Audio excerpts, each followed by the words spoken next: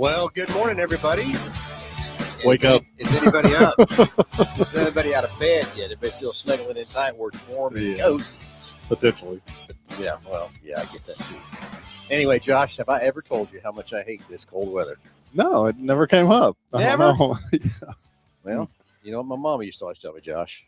Go to the same place for lying as you do stealing, because I hate this cold weather. But, you got to be ready. You got to be prepared for it, because we can't change anything else like that. And I hope today we can talk about a few things to help you this morning before you jump out and get that car started up and everything else too. But also, it's a call-in show, 316-462-3673. Anything ailing your car, tires, brakes, batteries. But I'm sure if we're going to talk about something today, it's going to be something about how to get these engines to start when they're cold. Yeah. And we got a lot of stuff to talk about here sitting in front of us here. We'll kind of cover that with you here in a shortly. But as always, it's a call-in show. We'd love to hear your questions, comments, anything whatsoever to help you understand your cars better or just start a good communication from that part. So chat, I got to hit the right button on it instead of captions. Hit That's chat. okay. It's okay. Yeah. We're having some technical difficulties here this morning. Just a little bit, right? So anyway, it's a call-in show, and we'd love to hear from you. So if you call in the show, you get a great price package by over $205. And as always, Josh, what's in that package? We're going to mail it out to you, but it's going to consist of the works, excuse me, which is an oil change and tire rotation. While we're performing that, we're also going to complete a multi-point inspection on that vehicle, checking over the brakes, tires, steering, suspension, all the safety-related components on it, just making sure that it's ready to go for that next 5,000 miles of driving. You'll also get yourself to $10 to Mel's Diner, so you can get yourself something to eat and drink while you're here with us at the Big Corner. Complete nitrogen for your tires, so you get all the great benefits that nitrogen has to offer. And then a BG products package, which consists of a can of MOA or motor oil additive for your engine oil, and then 44K for your fuel system. Again, just getting that vehicle geared up and ready to go for that next 5,000 miles of driving. All right. His phone ring at 316-462-3673. So anyway, Josh, before I rolled in here this morning into this podcast room, I was in the sales tower talking to the salespeople, and I told them, I said, if a customer comes in and they want to see a diesel, do not attempt to start that truck. Yeah. They had, and we think we're training our salespeople well and all this kind of stuff. And the first salespeople, hey, we got to get some additive. We got to throw some additive in it. Yeah, you got to do that, but not right now. That's not what we need to be doing. So too late.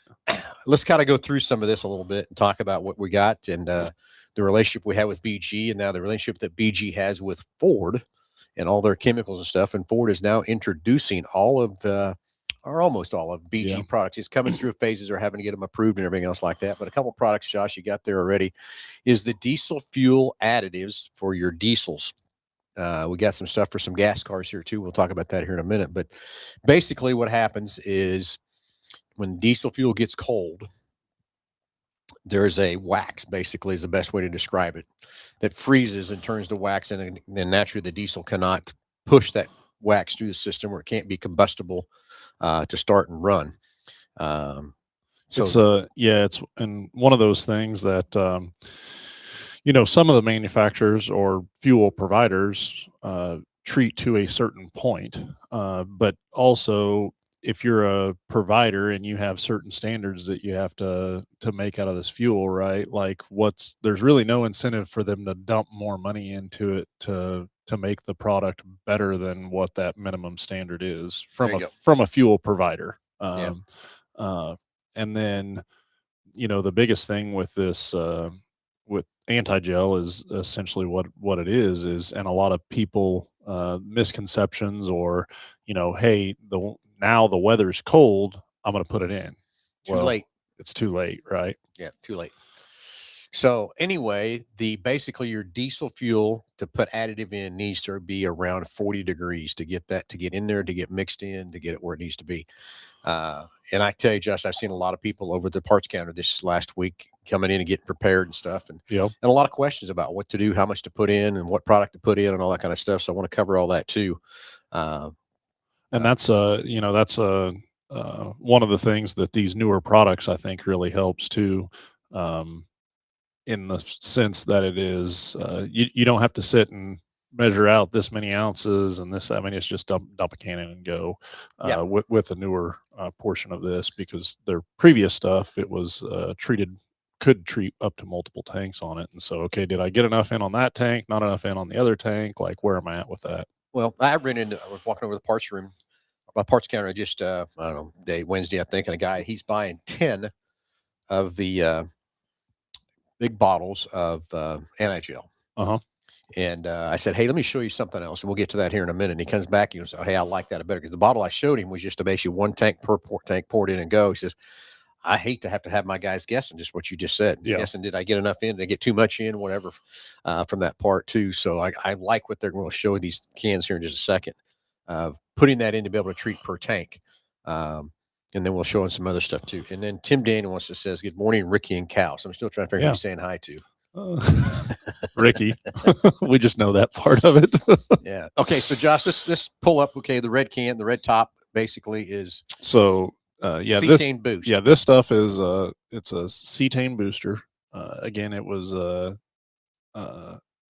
it is now produced by BG Products, so it's got BG label there on the back side of the can as well, and so BG is producing this stuff. But one of the things that when as they refine diesel fuel, and then with certain criterias and stuff that's made out of it, they've taken a lot of the sulfur out of the diesel fuel. And the biggest thing with sulfur is the lubricity factors that it brought to the diesel fuel system. When did they take that out? They took that out in it's been it's been quite a while, but that's one thing that both of these products really enhance is the lubricity of that fuel. And you think about it, so they made the fuel systems operate at a higher pressure. Mm-hmm. Years ago we were running high pressure pumps, but you're talking 500-600 psi, and they were oil driven from that side. And now we've got these high pressure pumps that's in the 20,000 psi of pressure, and we're emitting this fuel, diesel fuel, into the actual cylinder, the combustion cylinder, as a very, very fine spray. Yeah. Before the older diesels, they were so much louder, and the reason they were taking a whole bunch of fuel and pushing it in there at one time. Mm-hmm. And then the explosion was so loud. Well, now we're sitting there and we're just pulsing that fuel in there. That's why it's more crucial in putting additives in there to keep the injectors perfectly clean, to be able to hit that the mist, as I would call it, mist the fuel into that cylinder as it needs to from that part. Now, cetane booster is, a lot of people think that is like an octane booster of fuel. Not sure how much with these newer engines that's as crucial as it is or whatever, but I understand why we have it because of, Tim Daniels asked us, why don't they make a winter diesel fuel versus a summer gate? And they do. Yeah. But they just don't. If they put all that additive in to get that diesel fuel to be below, the winter diesel only gets you probably about 30 degrees. And if they put all that additive in that diesel fuel, it would be so sky high, it would be crazy on price. The other perspective, and I don't know this indefinitely, but think of, okay, adding anti-gel agent to your tanks, underground tanks for a fuel station. Like, how long is that stuff there? What's the settle rate of the anti-gel out of the fuel, as opposed to when you single serve one can in a vehicle, and that vehicle's moving around, the pump's running, you're recirculating the fuel in there. And so I would assume there's sort of almost a mixing factor too when you're in large bulk of storage like that. That has to be thought about as well. And also, the added fuel cost. It's we get it out. Once it's yours, it's yours. Whatever happens, right? Yeah. Okay, so now we've got the actual anti-gel from BG, made for Motorcraft by BG. And this is their actual anti-gel formula that needs to go in there. And again, that's almost like a one tank pour in kind of a container. Yep. Now, the old containers that Ford had, that's when you do maybe 3 to 4 tanks, because it's a bigger bottle, and mixing hard, knowing right how much you put in and everything else. Make sure you got the right amount in there to fix that. The biggest thing is today, guys, if you have a diesel and you haven't put any additive in, good luck getting it started, number one. If it does start for some crazy reason, one thing is don't pour that additive in before you start it. Try to get that thing warmed and get it somewhere where you can get in there, because the diesel fuel needs to be around 40 degrees to be mixed in of any additive. I don't care whose additive you're using or what you're putting in. It's got to be warm. You can't let that. A lot of people used to think it'd get all waxed up. You can pour some additive in to unwax it. Well, that doesn't happen either. Yeah. If it does to where it won't start, you got to get it inside somewhere where it's warm. Let that thing set there for a little while. It's like I told my sales staff, do not go out there on the show, out there on the lot and try to start one of those diesels today. I said, if you absolutely have to have a customer that wants one or wants to drive one, we're going to pull it inside. And the salespeople go, you mean you didn't treat all these diesel fuels? No, I can't go out there and treat 100 diesels for this weather. So if they do have to get one, we need to go get one and bring it in and pull it inside, get it warm, and then try to get it running and once it runs and gets a little bit warm in it, then we can pour some additive into that diesel tank and treat that diesel fuel that's in it. And the next thing is you got to think about too, is most of those trucks are sitting out there in about a quarter or 3/8 of a tank too. Yeah. They're not full and everything else too. So that even makes it worse on trying to wax up and make it easier for it to wax up with the least amount of fuel in those trucks. Well, and you think about it, and yes, this is gonna the anti-gel portion of it or the wax portion of it, when it does do that or gets to that temperature, it will happen in the tank, but the tank is probably the last source of fuel where it's actually going to happen. You'll have all the fuel lines and the pump and stuff like that where there's exposure to outside elements much more prevalent for sure. And so, I mean, you think of putting wax in a hose and then trying to run it through there. It's just not going to work, right? And I mean, we've seen cases of vehicles getting towed in, of customers that, it actually put such a strain on the fuel system that it like sucked the fuel filter apart. Different pleats of the fuel filter, and it actually pulled it from apart. And when you think about how much pressure it's running and everything like that, it's very, very crucial that it gets that pressure that it needs on these new diesel fuel systems for sure. All right. Looks like we got a caller coming through. Let's get Jordan Whitehead coming through. It's going to be interesting what he's got on his agenda this morning. And he's got a 3/4 ton truck, but I'm not sure it's a diesel, so we need to figure that out too. Anyway, good morning, Goose Lizzie. Hey, Goose, if you want to call in and give us an update on your racetrack out at Mid-America Dragway, we'd love to hear from you on that.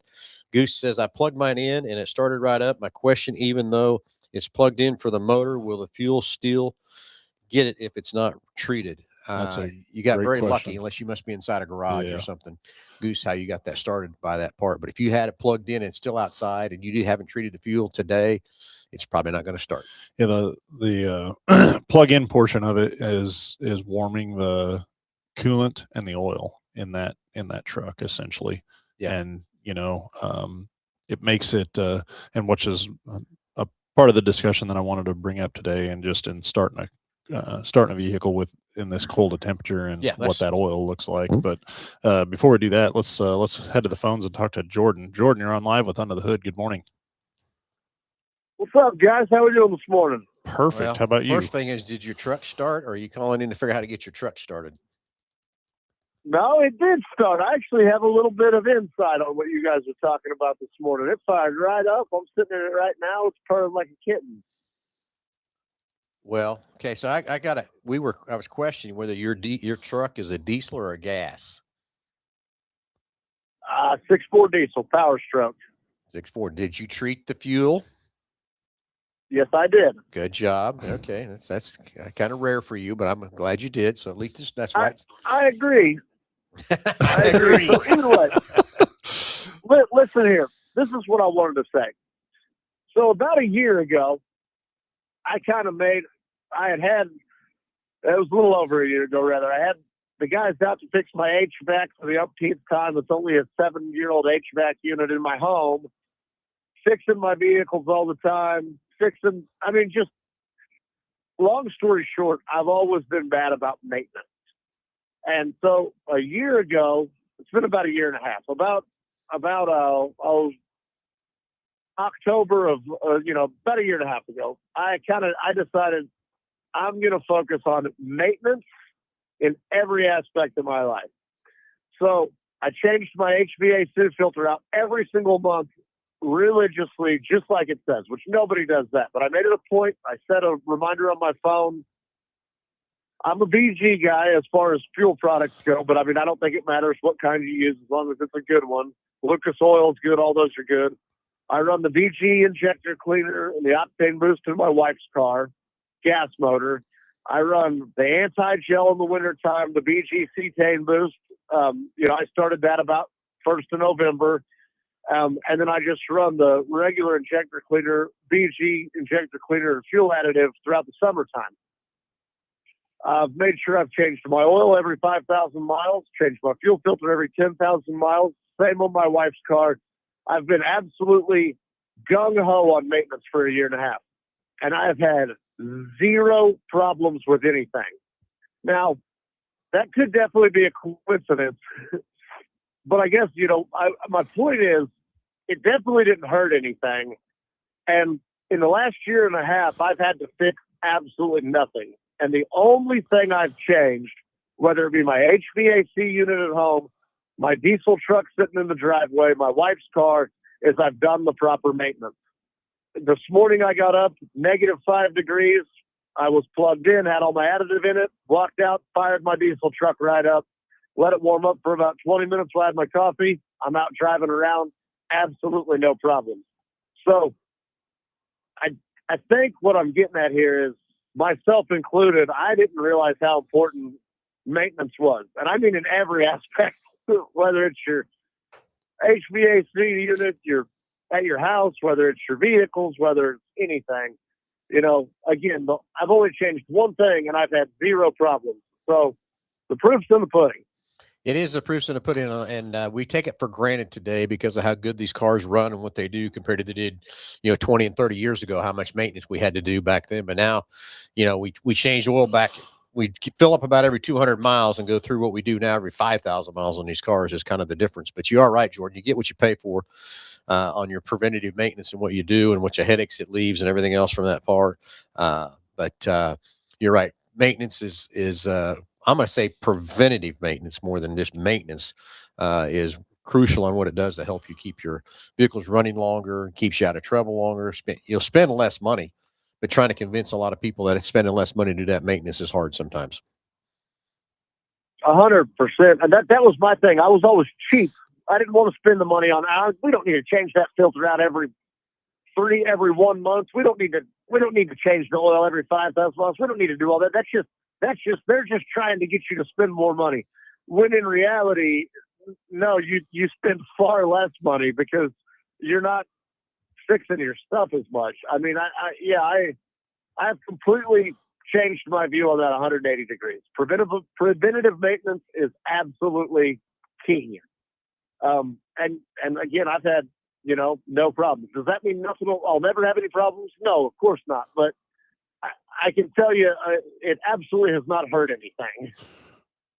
Yeah. Yep. And my biggest thing on the maintenance side versus the repairs. So if you're doing maintenance, although at times it may be inconvenience to take the time to do it or to plan it out, but that's something that you can do at your leisure and on your time. If you default on that and it breaks, that's going to happen most likely at the most inconvenient point in time when you need something the most, or a repair is not readily available, or people never really put that aspect into the equation of preventative maintenance or doing preventative maintenance. Yep. And I'll even go one step further. Whenever I bought this truck, I actually talked to one of your guys, Fountain Mechanics out there at Mel Hambleton Ford. And I was saying, hey, I'm thinking about buying this truck. I've heard absolutely nothing but horror stories about the 6.4 diesel. And he said, he said basically what you guys are saying. He said the 6.4 diesel is not a bad motor, Jordan. He said it's not the best motor Ford ever made. He said it's not a bad motor. He said, but the main problem and the reason we see them in all the time is guys are not doing their preventative maintenance. He said if you change your oil, you change your fuel filters, you fix something when it breaks, don't let it go. He's like, if you stay on top of it, he said, that truck's going to treat you as good as you treat it. Yeah. And he said, it'll get you up and down the road just fine if you take care of it. And here we are a year and a half later, and I've had zero problems. So again, could it be a coincidence? Sure, but it is what it is. Yeah, I think that's in any automobile today is you get out of it what you put into it on preventative maintenance and how long it'll run and everything else like that. Is there some issues with everybody's product once in a while, something like that too? But everybody pretty much today on powertrain wise makes a pretty good powertrain out there. But if you don't treat it well, you don't maintain it well, all that kind of stuff, it's never going to live. It's not going to, it's going to rate down on you. It's going to break, that kind of thing too. But the crucial things is changing that oil, keeping good clean oil running through it, and keeping a good fuel filter on to keep that fuel system clean. What's going through those injectors, what's going through that injection pump, and all that kind of stuff too, by far. Right on. Well, I just thought I'd grace you guys with a little bit of my insight and my experiences, and you guys try to stay warmer out there at the Big Corner today. What are you doing out and about already this morning? I wake up every morning ready to kick the world's butt. All right. I don't care if it's 30 below or 30 above, buddy. I'm out getting after it. You didn't answer the question. What are you doing today? Well, I'm You're just driving around looking busy right now, but he had to go out and get his donuts. don't worry about what I did. I was wondering about was the donut shop open? Yeah, I stopped by Dunkin'. I got another cup of coffee and a few donuts. Well, you know what? We're not talking about maintenance on my body. We were talking about vehicles. Now we got to we're going to start pointing the finger at each other. No. That's not what's happening. Doing. I'm just curious what she's doing. That's all. That's all. Not everyone lives in Amish country and gets those fresh Amish donuts every morning. Josh. I got to go to Dunkin'. All right. Thanks for the call. Around, get your second cup of coffee. All right, guys. Have a good Saturday. You too, man. See you, buddy. Bye. All right, 316-462-3673. Anything ailing your car, tires, brakes, batteries, anything this cold weather temperature you want to talk about, let's go. So anyway, Josh, we got another product here from BG, and I call this the Primo product. This here is the DFC Plus.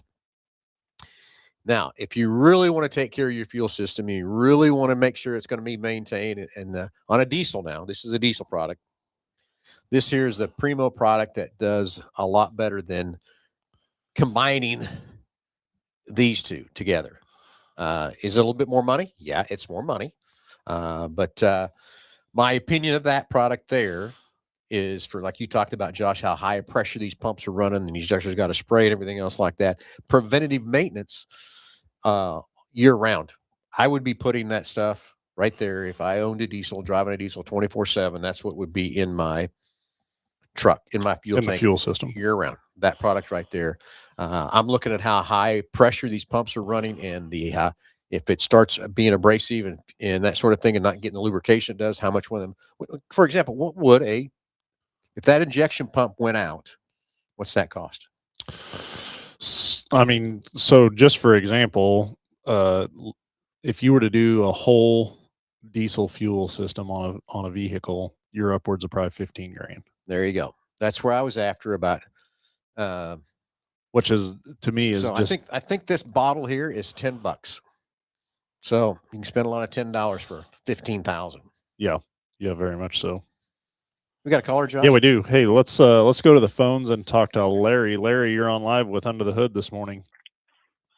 Yeah, guys, I have a positive thing. Okay. Okay. I was in Quick Lane 2 weeks ago today. About 11 o'clock, pulled in. Zach came out. Zach says, "How you doing today?" He says, "Man, I like your car."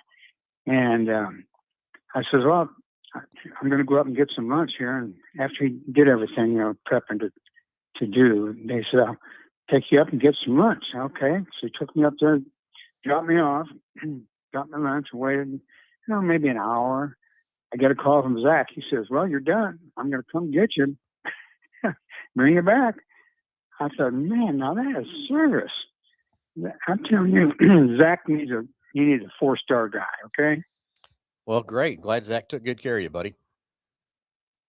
What'd you have for lunch? You don't remember. I don't remember. Oh, one other thing. it's just a small item, but I wish you guys would put paper mats down, because every time I take my Lexus up there, it's got those light floor mats, and they get all grungy with oil grease, and got to clean them, So Well, sorry about that. Yeah. is there a reason why you don't? Is there a reason why you don't do that?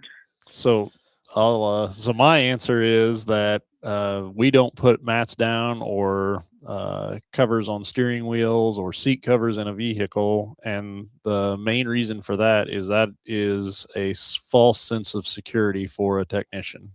So I don't want to. Oh, I don't want to. I don't. If there's a chance of getting grease in something, we need to be fixing that portion of it and not trying Yeah. to mask the opportunity of it happening. And Yeah. here's the other side of that. And I'm not saying that this industry isn't greasy, grimy, or dirty or anything like that, because it certainly is. But from where it was years ago to now, and the percent of repairs and things like that we do on a daily basis are way more electronically involved, laptops,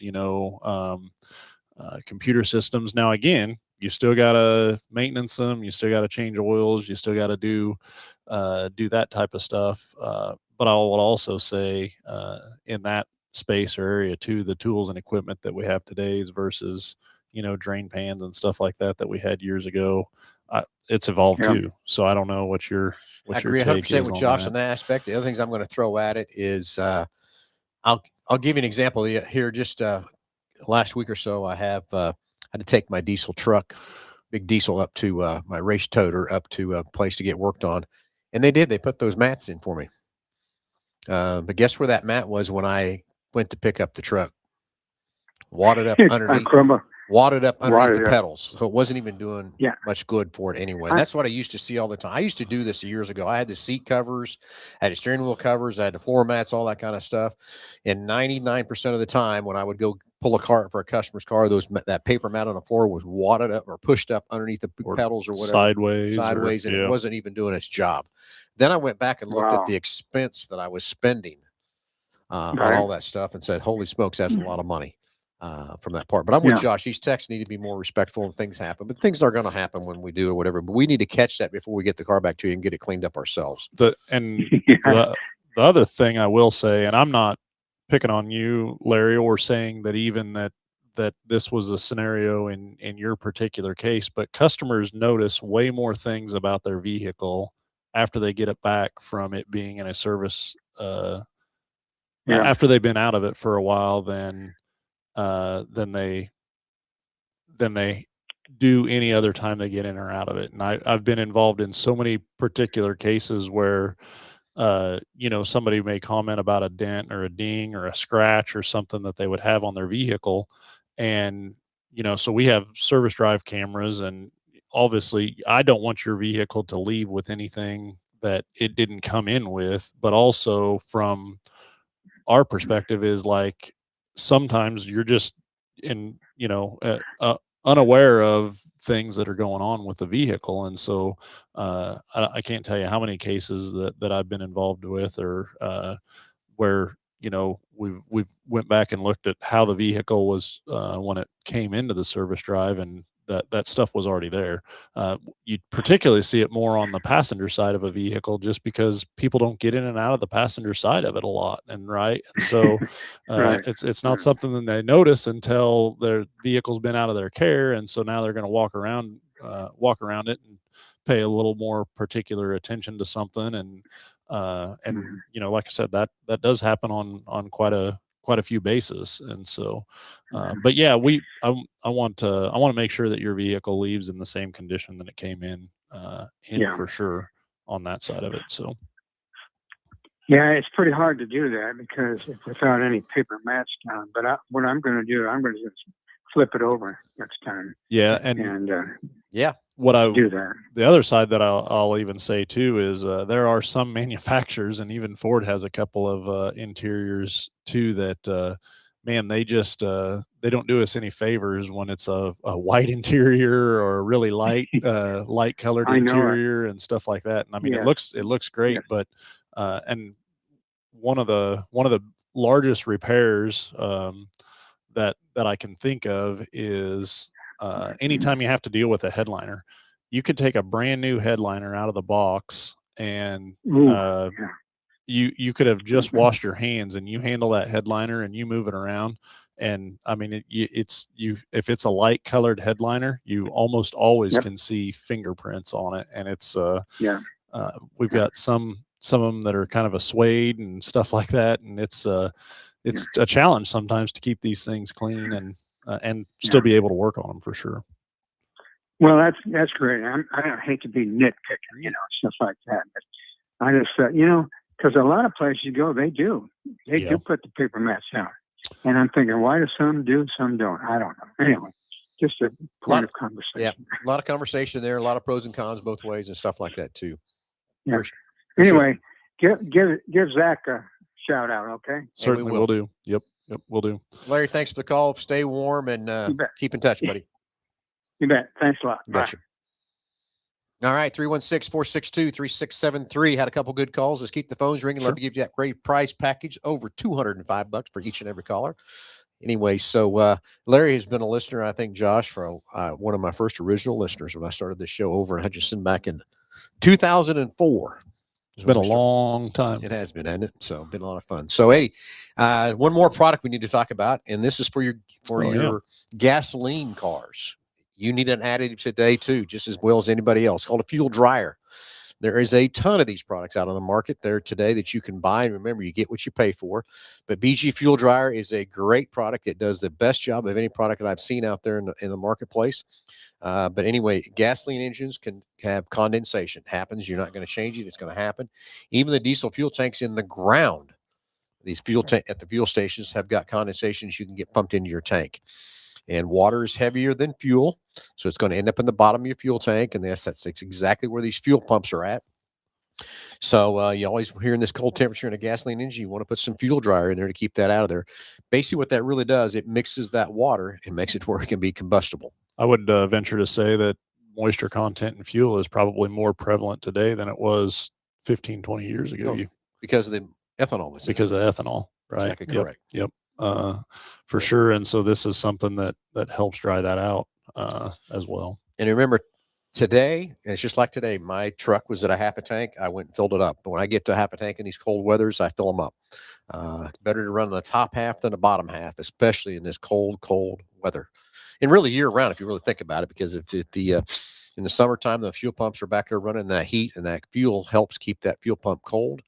And today, keeping that tanks on a half tank is keeping that less amount of chance of condensation to develop in your tank. The more room you give in the air in that tank, the more chances of condensation you're going to get put in there. So every vehicle today in this cold weather needs some kind of additive fuel treatment to keep them running down the road. And again, there's a lot of products on the market. And why do we choose BG? Yang State's the partnership. We have those guys, but I promise you, every product that you get from BG has been through their R&D, and they've proven and tested. I mean, they're here every week picking up cars to take to their shop down to the R&D place to make sure these products are doing what they're supposed to do, and then also making them better.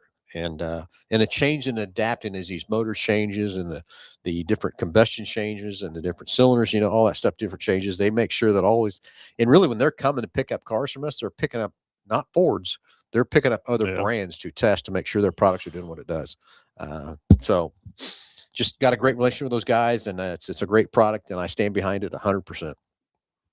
So, and we covered everything on diesels, everything on gas. Yeah, I think on all your fuel additives, and one of the things that fuel is obviously extremely important in these cooler weathers as well. But I mean, there's so many things that I can think of as consumers when temperatures get this cold that you have to think of.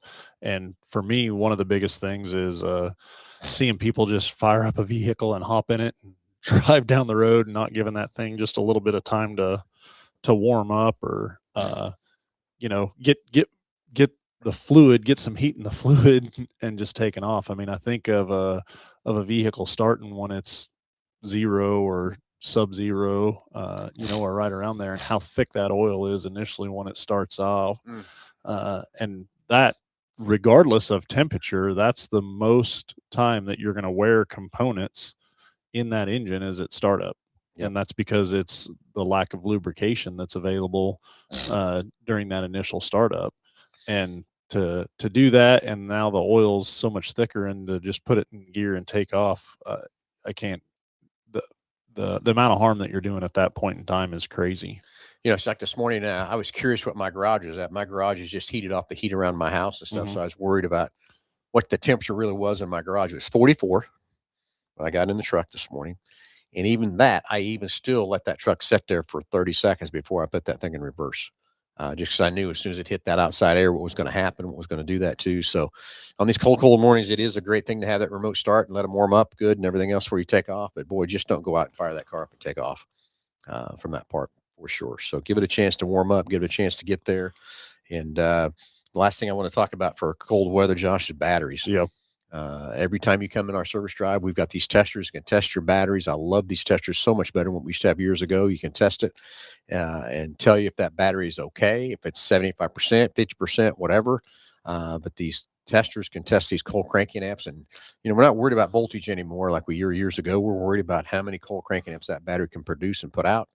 And these testers don't harm the batteries like we did years ago when we were testing batteries. But to be able to test that battery, know that I've got a 600 cold cranking amp battery and it's only got 400 in it. I hate to tell you, I'm ready for a battery. Yeah. Especially these weathers today. That was one of the things that I definitely wanted to talk about as well.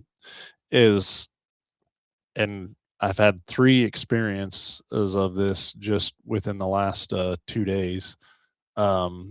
Which is kind of ironic, but again, with the cold snap and the weather and the need for a battery, obviously grows at that point. But had me being involved in all 3 of them was kind of odd. But I've had customers that have been in, and I'm going to say anywhere from the probably a month ago or a couple months ago to probably 5 months ago time range for routine maintenance. We checked the battery, told them that they needed a battery, that it was in a cautionary state. They elected to not do those batteries. And yesterday we put all 3 of those batteries in because the vehicles wouldn't start. And now I'm thinking to myself, okay, from a consumer standpoint, and one of the individuals I'd spoke with for quite a little while, and, you know, she just had made mention that, well, you know, you guys did say that it was, that it needed to be replaced pretty soon. She said, but in my mind, I'm thinking, okay, I'm not having any issues with it. It's starting fine. Everything's going good. And then come along to this cold weather, and now all of a sudden just nothing. And she said, you know, it was purely I should have got it replaced when you said I needed it replaced, and just didn't think that it was going to be that crucial of an event. And so from a consumer standpoint, I understand the perspective of, you know, you're telling me I need a battery, but I'm really not noticing any symptoms. Everything seems fine, other than just you saying, hey, I need a battery. And so I get both sides of that. But again, that's part of that is trusting in who you have working on the vehicle for sure, and what they're telling you. And one of the things, you know, on all of our machines, if everybody ever questions that, like, I'm happy to run the machine with them and show them the results and the outcome and what that says. And you know, it's so much simpler now to test a battery than what it was years and years ago, for sure. So easy. And, you know, it's back to that again, you know, it's hard I understand if you're not having any issues or anything else like that, but that's why we're here. We're the experts. We're here to help you, help guide you. But again, it's your choice. If you don't want to fix it, it's okay. But think of those 3 issues. How much more time did it cost them? Yep. How long did it take them to be down? Did they miss an appointment? Did they miss getting to work? And then did it have to be towed? What the tow bill cost? So again, your choice. We're just here to help you, advise you, and give you the right alternatives to your car to make them run many more miles. And if you choose to do what you choose, that's your choice. And the other thing I guess I'd ask you too is, you know, the expense of a battery today. I mean, they are so much more expensive, but also they last so much longer. They're so much Oh, yeah. better of a quality of a product, and the amount of electronics on these vehicles now, and the importance of voltage and consistent voltage. But I mean, think of what's the very first price that you can remember on a battery or putting a battery in for somebody? Oh, like $20. Yeah, that's what I 20 I was bucks. going to guess like 1995 or something. I mean, Yeah. now Well, let's go back to that. Date myself, but all right. I mean, in my dad's shop, I mean, we had a special section set out for batteries Mhm. because the batteries would come in with no acid. Yeah. We had the big old 5-gallon things of acid sitting up there, and he had made a special bench to sit down and let that acid pour down into those batteries. And boy, we ate up red rags that turned blue from eating from the acid. Any Your hands clothes would that you burn. used the day Huh? any clothes that you used the day you Oh, yeah. filled Ate batteries, Ate up. 3 Yeah. or 4 days later, they had holes in them. And So then we'd fill them with acid, but then we'd have to charge them. Mhm. So it'd take 30 minutes to an hour just to charge a battery. Now, today we got these batteries sitting on the shelves. We pop them in and off we go. Yeah. You know, none of that messiness or Well, anything and else like that. So think about how the batteries have evolved too. and they're gel instead of, a liquid, or, Yeah. like water and acid mixture, for sure. And so, and the other thing that I would say too is how many batteries years ago, or you pull a vehicle in, and I mean, we still have some of this stuff, but it's nowhere near like what it was years ago, that you'd, look at the terminals or the cables, and I mean, it just looked like a chia pet there, growing corrosion Yeah. on it, and everything so bad from Mhm. those gases escaping from that nacelle of the battery. And I don't know, these newer batteries, I mean, they're sealed up very well. And again, we still have some problems with it, But but not near like we did. yeah, Not near nowhere like we did. near what they were years ago. And then you'd have a corrosion issue, and then it wouldn't start, and Yeah. you have to clean up cables and Oh, yeah. everything else for sure. So So it's evolved a lot of ways. We've made our cars so much more dependable, but it's still what Jordan Whitehead said, preventative maintenance. He's proved in the pudding how much better it is to be preventative maintenance, stuff like that too. But man, I tell you, if someone had one of those testers on my battery and it said it was half of what it was, or, like I said, if it was a 600 cold cranking amp battery and it said it had 400, I need a new battery. Well, and I will tell you too, the second half of that battery is going to go way quicker than the first half, just because of the strain that it takes to start that car. I mean, I would say that, and again, just using, I mean, you think about it, if it's, let's say it's 200 amps to start a vehicle or something, and you're sitting there cranking on it for a couple of seconds, like the strain that it takes on that battery is crazy. Yep. And then you take that now, 200 amps now, but then what's that like when it's really cold out and the oil's thicker Double. and the engine's cold, and Double. so Yeah. So anyway, Mr. Sheridan's being a little funny. Wants to know what the temperature is in the bubble. Yeah, I got your temperature, Mikey. Anyway, Dennis Nelson, good morning. It's cold up here. We're at -21. Oh, good. Dang. Where are you at, Dennis? Yee. I mean, I so thought ours was cold. from that aspect, I mean, once it gets, So cold. Who cares then? It's just so cold in it. I don't know. I mean, I'd rather be where I'm at now than -21. So I guess I can't say that then, right? I don't. Yeah. I don't know. I just don't like the cold weather unless I'm skiing, and I haven't been skiing in a while. But if I'm skiing, I'm okay with it Yeah. because I can button that up because I'm having fun doing that sort of thing. But normally, this cold weather's The best thing about today is you're one day day closer to spring. One day closer to spring. James Furman, let's open up the racetrack and do some snow racing. Yeah, well, that wouldn't be a bad idea either, James. Anyway, stay tuned to Dirt Vision tonight, night 3 of the Dirt Late models down there in Florida. So had an interesting night last night with Bobby Pierce again. So we can get started on that too. Who won the first night? The 44 car. I think he was named off my head. He broke last night. He was up there in the front and broke again last night.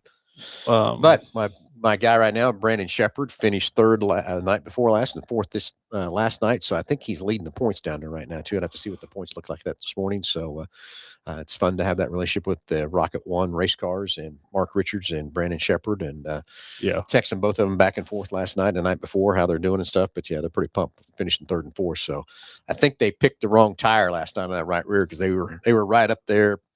Running second and third, and then all of a sudden she kind of fell back a little bit. So I think he probably had the wrong compound on for the amount of track. So that was a 35 lap race last night. Tonight it's a 50. Sweet. So yeah, be fun to watch on Dirt Vision. So, Josh, I got a lot of things I need to do this morning. The phone quit ringing. So it's cold out, everybody. Stay warm, stay healthy, keep the fluids going in you, keep the vitamin C in you, and keep the fuel additives in your diesels, in your gasoline cars, please. Or if you don't, it's okay. We'll fix it. Pay me now or pay me later. Hey, everybody, have a great warm rest of the week. It's supposed to be cold, and button up and be safe. And everybody, talk to you next Saturday at 9 o'clock.